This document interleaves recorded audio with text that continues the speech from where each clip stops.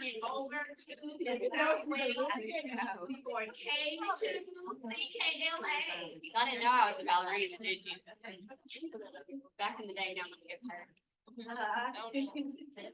Okay, so now we're gonna jump into the process with our K2 ELA curriculum. So again, focusing our time on the goal. What do we want students doing? She just left everything last night. Reading and writing and talking.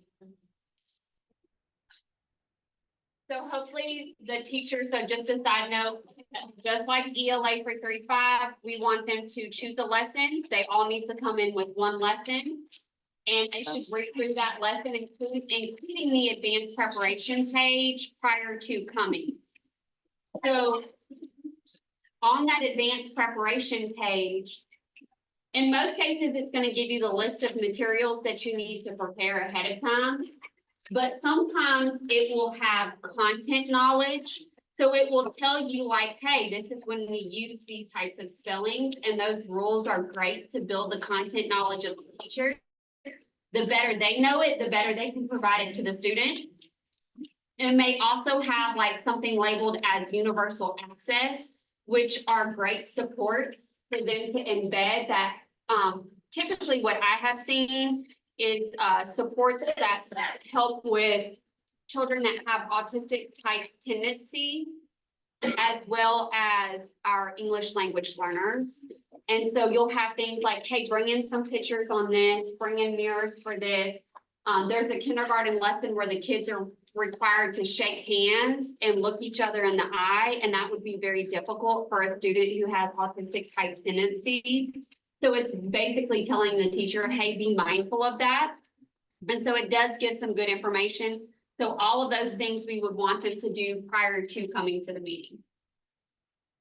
All right. Now we're ready to dive in. Are you ready, teachers? Yeah. Okay. So take a look at the lesson that you chose.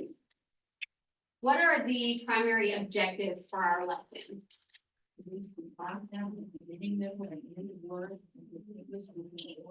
Quickly use or free on Okay, so we have to be able to what? Let's summarize that. They are and dogs identify it at the beginning, middle, and end of the word.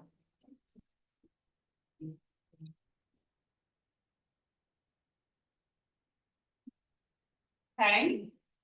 What else are we going to do within this lesson? We need one syllable word. So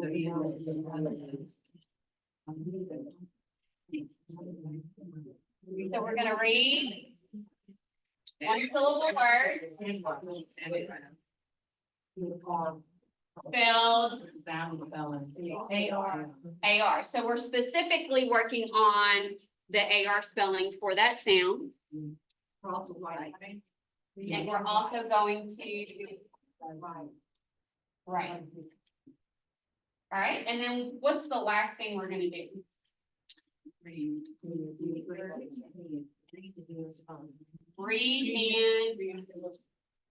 respond. What kind of response? So we have different levels of questions specific to what? Key details in the text. Okay. Let's go to our first section. Now that we know what the lesson's purpose is, let's go to our first section, introducing the sound R. Now, I'm going to just step out for a second. If this CKLA is new to you, each header starts a new or a second piece of an objective. So as we go through this, kind of like in guidebook, how we did activity by, so we knew the whole lesson, right? And then we went activity by activity. So here we just defined what we should do through the whole lesson. Now we're going to go section by section. Okay. All right. So let's take a second, read through that first section. And we're reading to see which objective, which one of those objectives are we meeting within this section?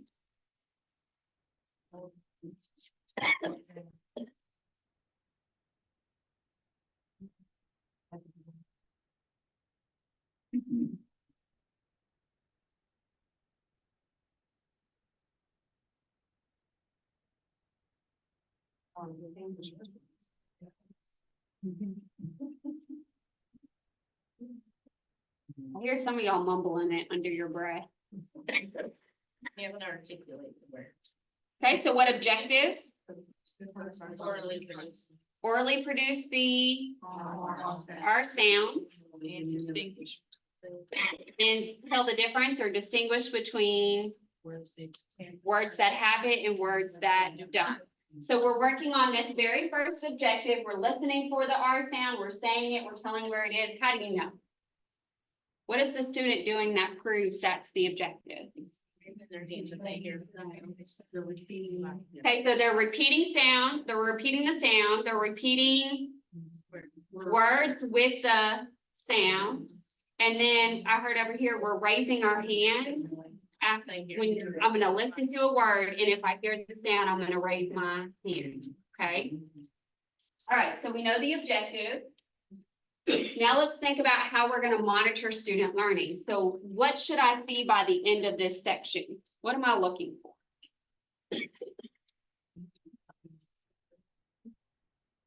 Okay, so are you making the sound correctly? What else am I looking for? Did you raise your hand at the correct time? Now, is this a success criteria that we need to write down? No, but I do need to be mindful of it so that I can take notes. So what kind of notes are we taking? Are they, future notes? Did they hear the sound correctly? Did they articulate the sound correctly? Okay. All right. So now let's think about, do I have students? I want you to pretend that you have first graders in your classroom. Everybody's a first grade teacher. Got it?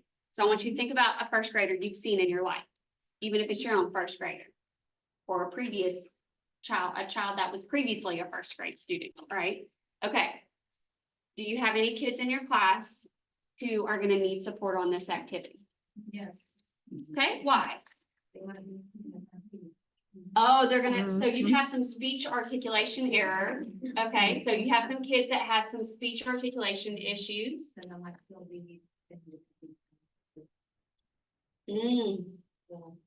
Okay, so we've got some speech concerns. They don't understand the sound words and sound. Okay, so they're still struggling with the whole idea of sounds and words. So we have some phonological awareness and alphabetic principle concerns here.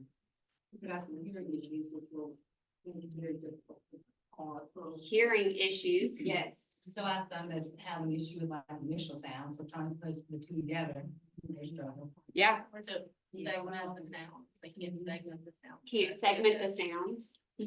So I think of a word as just an isolated unit instead of individual units. So we have a group of kids that have speech errors. We have a group of kids who have phonological awareness errors. That means they're struggling to understand that sounds create words, right? So let's talk about the first group of kids that have the speech issues. What are we going to do to support that group of kids?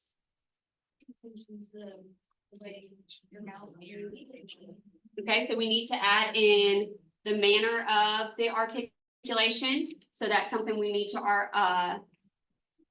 annotate in our plan. That might be something that we need to figure out on our own. So just stepping out, if we don't know how to make the R sound, maybe we need to practice it and see what is so the way we would do that is, okay, say R, what is my teeth doing? What is my tongue doing in relationship to my teeth? What are my lips doing? What is my chin doing? That's a good one to do too, okay? All right, so we need to add in conversation around the manner of articulation. What else can I do for that group?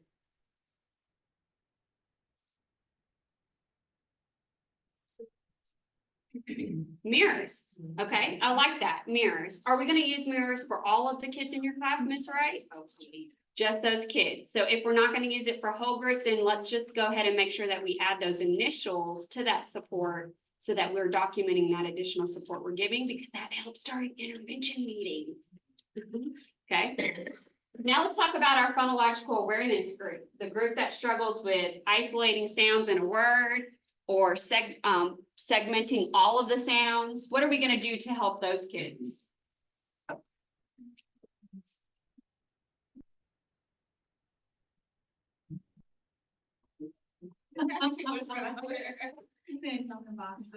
Elkonin boxes, okay, Elkonin boxes. Now, Ms. Scott, do you plan to use that for all of your babies? A small group? Will they use the Elkonin boxes while you are working with the whole group though? Or do you plan on pulling a small group? Oh, you're gonna pull a small group? Okay, so do you think you're gonna be able to do that within this 10 minutes? Probably not, okay. So so you might need to add in some of your core support time. Okay. What other thoughts?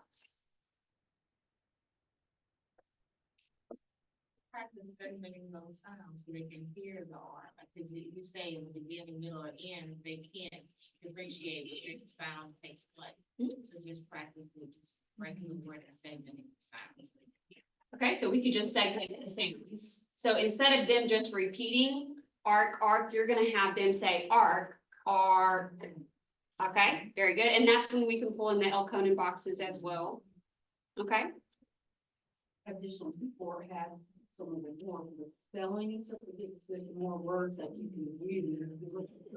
And so words to call out, including small group of nine or students in the same place like that. okay, so we have an additional support activity, Ms. Price, you plan on using. Do you plan on doing that with your whole group or just your small group? Small group, and you're gonna do it just orally. Will you do it at the end of the lesson or will you do it at the end of this section? I'll probably bring it back to the small group. Okay, so let's make sure we annotate that at the end then. Okay, very nice. All right, so just pause for a second. Do you see how we're back and forth on the decision-making process here? Okay. All right, let's go on to the second section.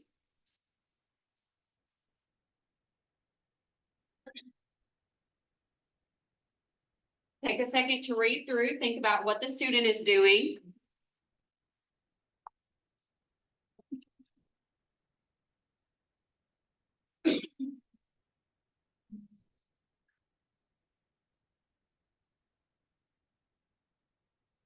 Okay, what are the students doing? So we're writing the spelling. So what objective are we working on here?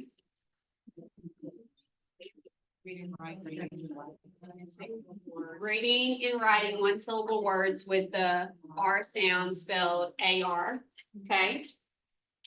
So that's our objective. How am I gonna know students can do this? They come up with words, okay, what else?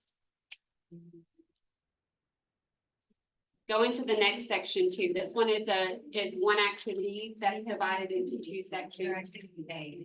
They have an activity book page. All right, so in your packet, I included the activity book page. Turn there for me.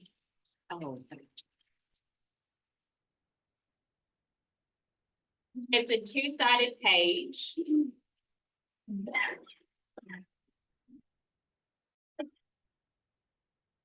So our goal is for students to read and write one syllable words with the R sound. How do we start?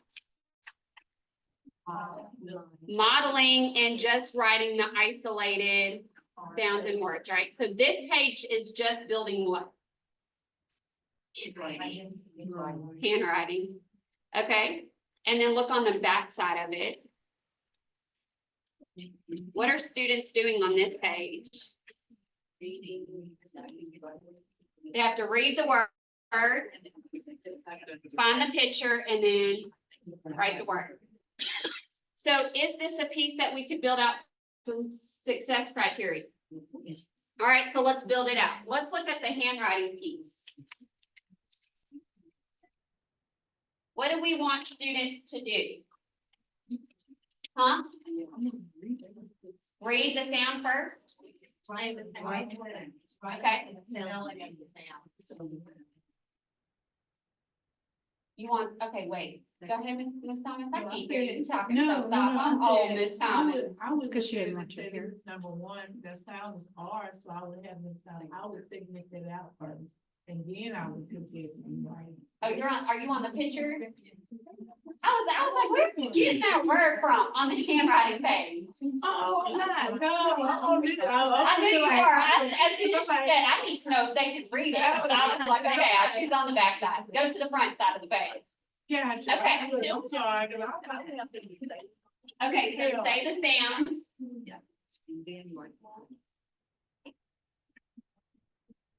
Okay, but it's kind of easy just to say, write the sound. Write the sound for you because you have motor memory. But what does the kid need to do to write the sound? Okay, so write the letter A. How are they gonna write the letter A? Start at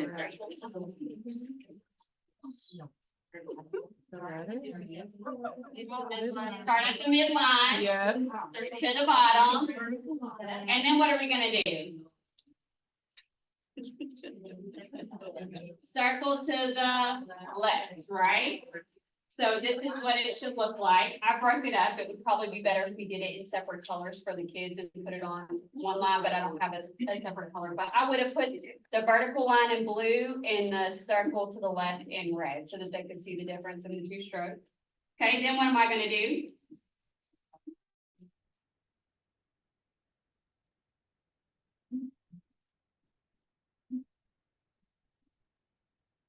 I wrote the A, now what am I gonna do? I'm gonna midline, straight down. Then what am I gonna do? Up and curve to the right. Again, this probably should be on one line in different colors so that we can see that connection. Otherwise, we don't want kids thinking how to write an R. Okay. I've modeled to you and built out my success criteria at the same time. All right, so just stepping out for a second. Okay, so that's our success criteria for the first side. Now, what's our success criteria for the back? That's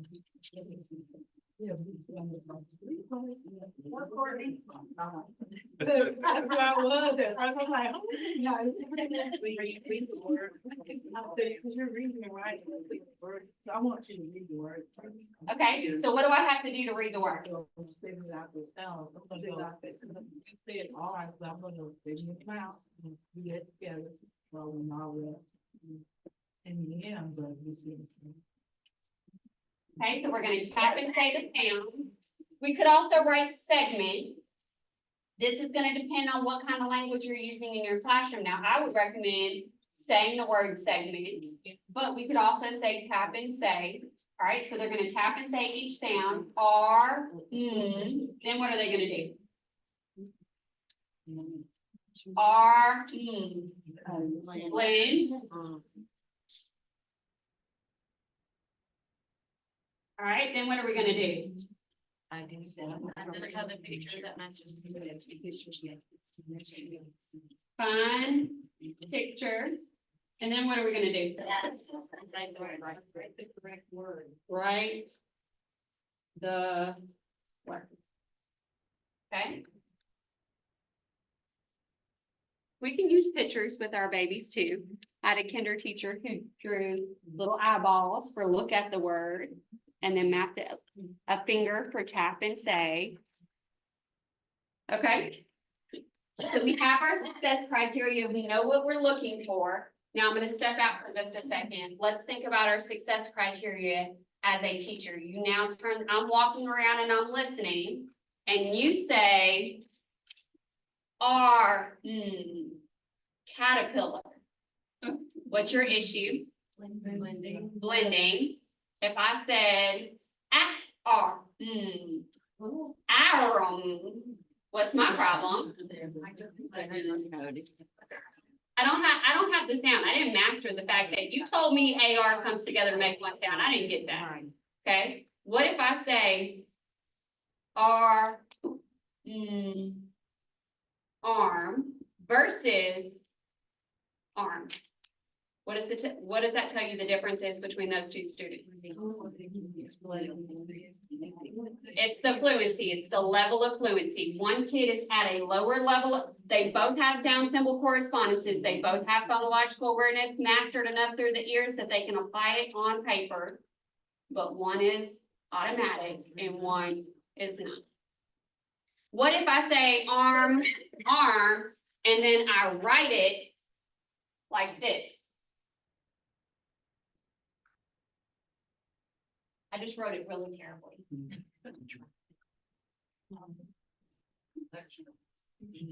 What do I need? Hammer. I need strokes. I need fine motor muscle building, right? Okay. So we have our success criteria. Now let's decide our students. Think about your classroom support plan. Do you have any of your kids that are really going to struggle with the spelling and reading and writing of this sound? Why? Why are they going to struggle? Some did not go to kinder. Okay, they haven't mastered short vowels. Some aren't blending yet. Some are not blending yet.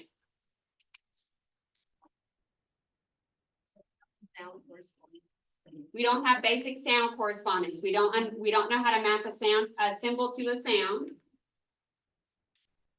Okay. You do that, I get your repeater, he just got it. Maybe at lunchtime. You would agree, Huh? you would agree. I'm sure. Okay. So what supports can we put in place to help kids during this 30-minute section of the lesson? Okay, so handwriting, what can we, helping with the handwriting? How do you plan on helping with the handwriting? Pencil. Pencil grip. So you're gonna go around and check pencil grips. Correct that first. Do you plan on checking everybody's pencil grip, or do you have a group of kids that you know you need to go to first to use that? All right, so we might want to annotate the initials of those kids so that you can be mindful that you want to check on them first. What else can we do? Walk them through each stroke, one step at, talk them through the strokes, start at the dotted line, walk them through. Again, do you need to do that for everyone? Maybe. It depends on your class. So if it's a whole group support, let's annotate it and do it for everyone. But let's say that we only have 7 kids that need it. What can we do? Pull them into a small group and talk them through. But there are some supports that we do need to put in place for everybody, and that's very realistic. Okay, what else can I do? On my paper visual, I boxed in the R sound. So for those that are struggling, they're putting a box of the R sound is, they don't have any doing it. Okay, so just for the kids that you know are gonna struggle, you plan on going through, getting them to highlight that R sound, okay? So again, we're just gonna initial the kids that we're gonna give that support to. Okay, perfect.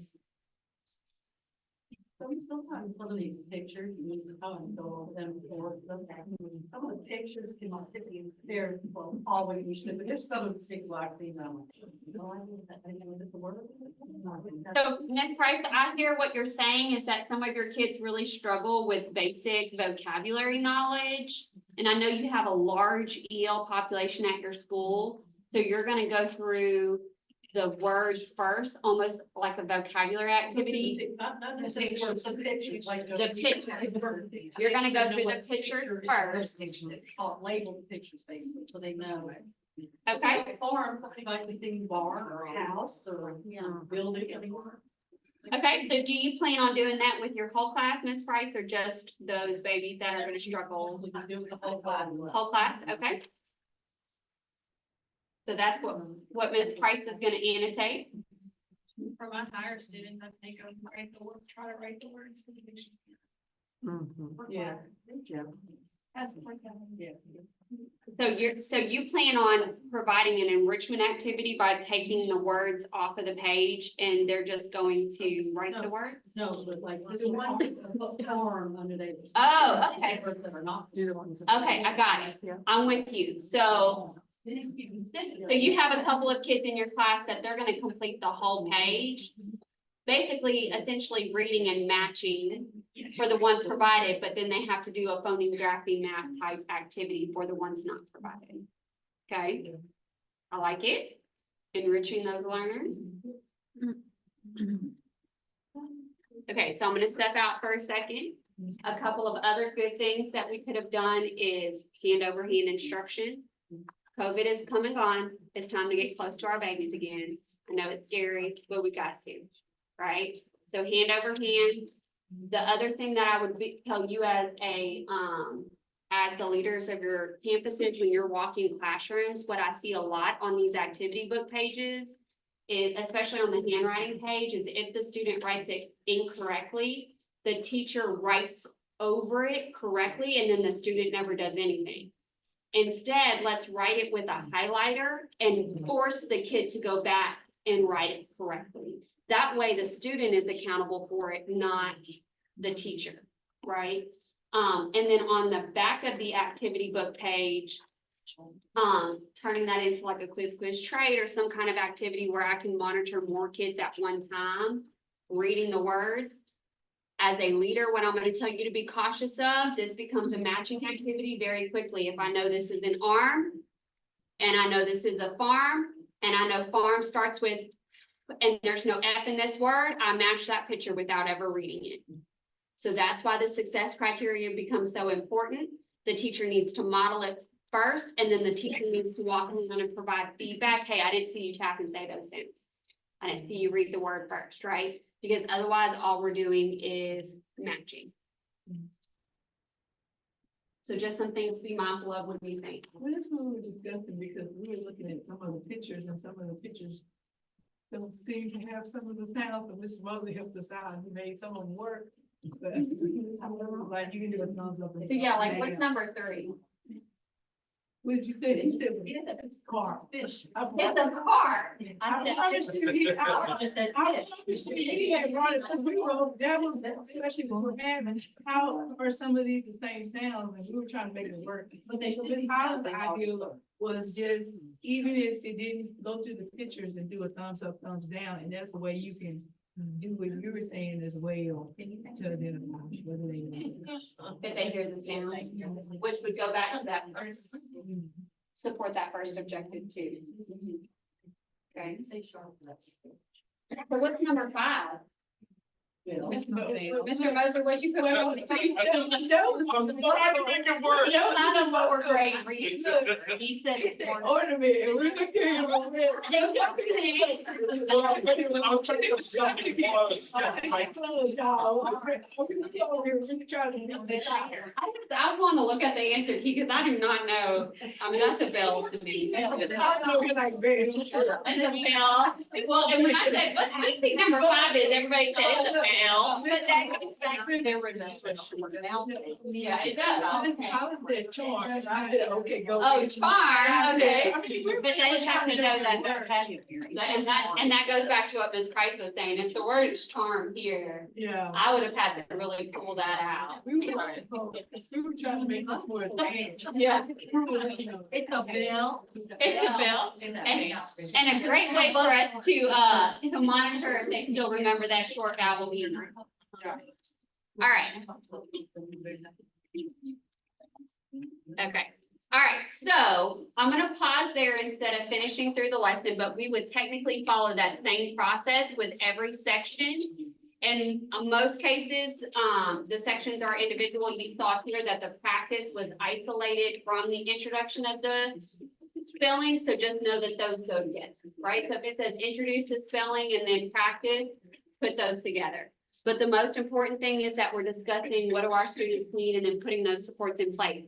And then you can see y'all came up with different supports. At no time did I tell you your support was wrong, because what your babies need is very different. And that is one place where our teachers get very nervous because, you know, Shannon says to use Elkona boxes, but Southwell says to segment it out loud. Well, what those kids need is totally different. One is not right over the other, right? The only time we would want to push back on the support is if the support is turning into an accommodation where we are essentially giving the work or lessening the objective for kids, right? That happens a lot in K2 classrooms. Well, I'm gonna do this instead because it's easier. Our babies are capable of hard things. And how dare we limit the potential of a child? It's not my potential to limit. I did not instill the potential. I cannot limit the potential, right? So we cannot change the rigor of the assignment. We don't want to turn a reading assignment into a matching assignment. We got to keep them, we got to know that they can do hard things. We got to teach them they can do hard things. And the only other time I'm going to push back is if what you're telling me has absolutely nothing to do with what that objective was. So that's why we started with the objective first. So had you said, well, I'm gonna have them, I can't even think of something, I'm gonna have them, I don't know. Just think of something silly. I'm gonna have them color a picture with the letters, all the letters on it.